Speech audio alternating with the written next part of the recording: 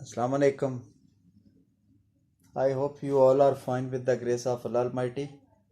Grade 9 Physics Week 4 का ये second lecture है। वर्नियर कैलिपर और स्क्रू गेज को डिस्कस करने के बाद बाकी जो मेजरिंग इंस्ट्रूमेंट हैं इनमें मैं आज मेजरिंग सिलेंडर को डिस्कस करूँगा और स्टॉप वॉच को हम नेक्स्ट लेक्चर में डिस्कस करेंगे। फिजिकल बैलेंस और लीवर बैलेंस भी हम डिस्कस करेंगे। इलेक्ट्रॉनिक बैलेंसेस भी, इनको भी 1 से 2 लेक्चर में, और फिर इसके बाद आपका लास्ट टॉपिक होगा सिग्निफिकेंट फिगर्स। तो फर्स्ट आप आ जाएं मेजरिंग सिलेंडर के ऊपर। मेजरिंग सिलेंडर एक तो आपका क्या होता है, ट्रांसपेरेंट होता है। ट्रांसपेरेंट ऐसी चीज़ होती है जिससे आपको मतलब सारा कुछ नज़र आ रहा हो, और या तो ये प्लास्टिक का बना होता है या आप कह सकते हैं कि ये किसी और मटेरियल का जो बना होता है, जैसे कि ग्लास हो सकता है, प्लास्टिक हो सकती है, ग्लास हो सकता है, इससे ये बना होता है।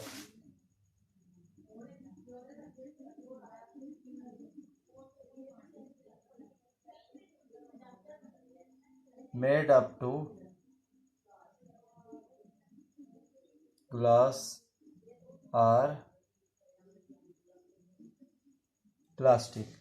पहली बात ये है कि ट्रांसपेरेंट और ग्लास या प्लास्टिक से बना होता है। फिर आप देखते हैं तो इसमें अलोंग द लेंथ एक जो है स्केल लगा होता है। स्केल लगा होता है इसमें।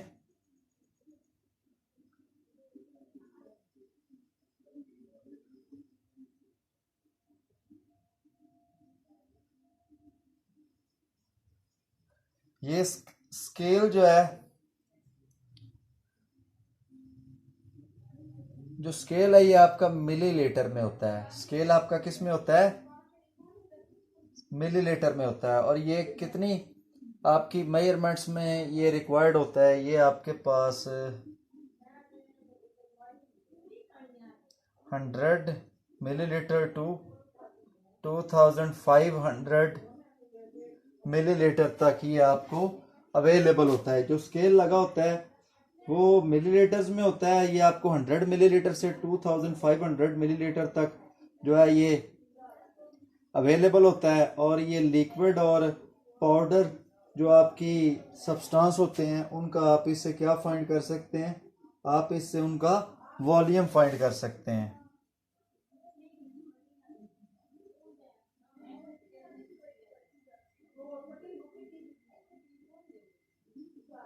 इससे हम वॉल्यूम फाइंड कर सकते हैं किसका?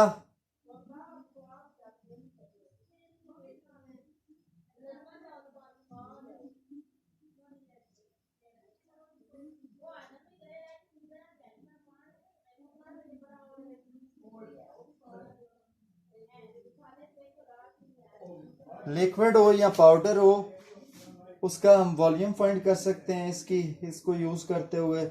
और कोई भी ऐसी शेप जो कि इनसॉल्युबल हो वाटर के अंदर, उसको भी, उसका भी हम क्या कर सकते हैं, इससे वॉल्यूम फाइंड कर सकते हैं। और कोई भी चीज़ जिसका आपने वॉल्यूम फाइंड करना हो उसको आप क्या करते हैं, प्लेस करते हैं इस मेजरिंग सिलेंडर के अंदर।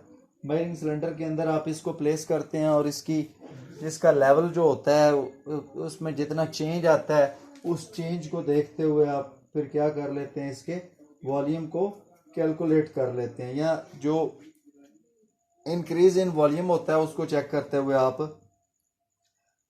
अपनी जो भी मेजरमेंट है वो ले लेते हैं। तो अगेन देख लें, प्लास्टिक का बना होता है, ग्लास का बना होता है, ट्रांसपेरेंट होता है। अलोंग द लेंथ इसमें एक स्केल लगा होता है जिस पे मिलीलीटर के मार्क लगे होते हैं। और ये आपका 100 मिलीलीटर से 2500 मिलीलीटर तक अवेलेबल होता है। इन अदर वर्ड्स ये आपके पास 2.5 लीटर तक ये आपको अवेलेबल होता है। और इससे आप जो है वॉल्यूम फाइंड कर सकते हैं किस चीज़ का, पाउडर या फिर कोई पाउडर कोई भी सब्सटेंस हो या कोई लिक्विड में हो, उसका आप वॉल्यूम फाइंड कर सकते हैं। और कोई भी ऐसी चीज़ जो वाटर के अंदर आपकी इनसॉल्युबल हो उसको भी आप जो है इसके अंदर डाल के उसका भी वॉल्यूम आप फाइंड कर सकते हैं। जिस भी चीज़ का आपने वॉल्यूम फाइंड करना हो उसको आप लोड करते हैं या उसको प्लेस करते हैं इस मेजरिंग सिलेंडर के अंदर, और इंक्रीज इन द वॉल्यूम जो है उसको चेक करते हुए आप क्या कर लेते हैं, अपनी मेजरमेंट ले लेते हैं। तो ये है आपका मेजरिंग सिलेंडर। मेजरिंग सिलेंडर जो है उसमें उससे आप जो है जो कुछ आप उससे फाइंड कर सकते हैं वो हमने डिस्कस किया। इसकी शेप को डिस्कस किया। इसके बाद स्टॉप वॉच को डिस्कस कर लेते हैं।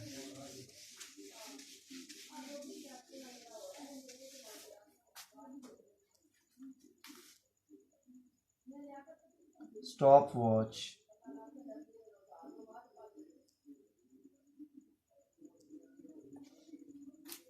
स्टॉप वॉच आपकी किस लिए यूज होती है? स्टॉप वॉच को आप किस पर्पस के लिए यूज करते हैं? To measure the time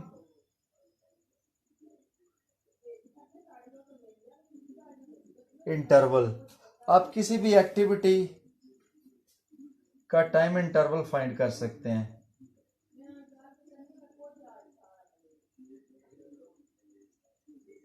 to measure the time interval of an activity, आप इससे ये फाइंड कर सकते हैं। आपके पास टू टाइप्स इसकी होती हैं।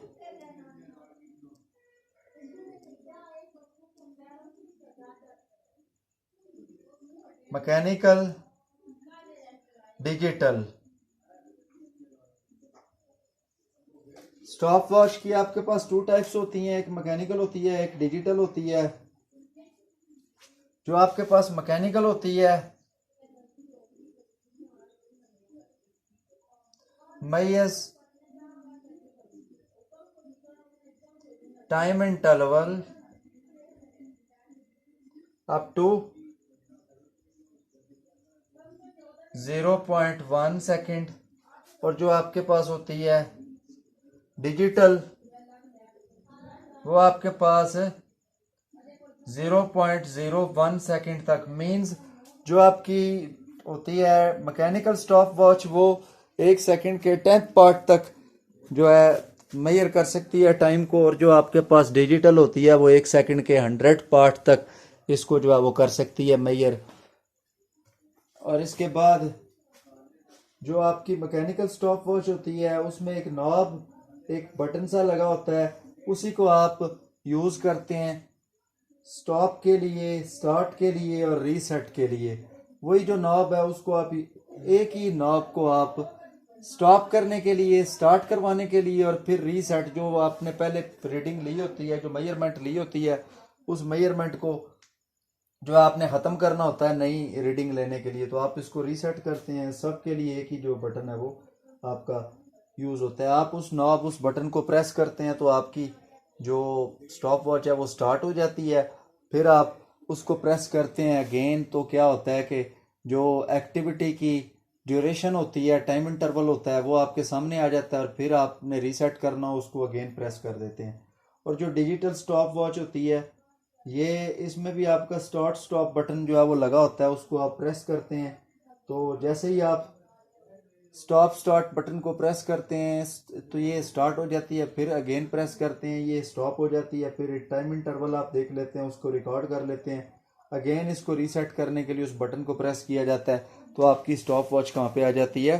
0 पे आ जाती है। जिसके बाद आप अपनी नई रीडिंग जो है वो ले सकते हैं। नई रीडिंग जो है वो रीसेट करने के बाद उसको दोबारा से ले सकते हैं। तो अभी हमने स्टॉप वॉच और मेजरिंग सिलेंडर डिस्कस किया। नेक्स्ट लेक्चर में हम जो बैलेंस है, इलेक्ट्रॉनिक बैलेंस, इसको डिस्कस करेंगे डिटेल में। तो मिलते हैं नेक्स्ट लेक्चर में।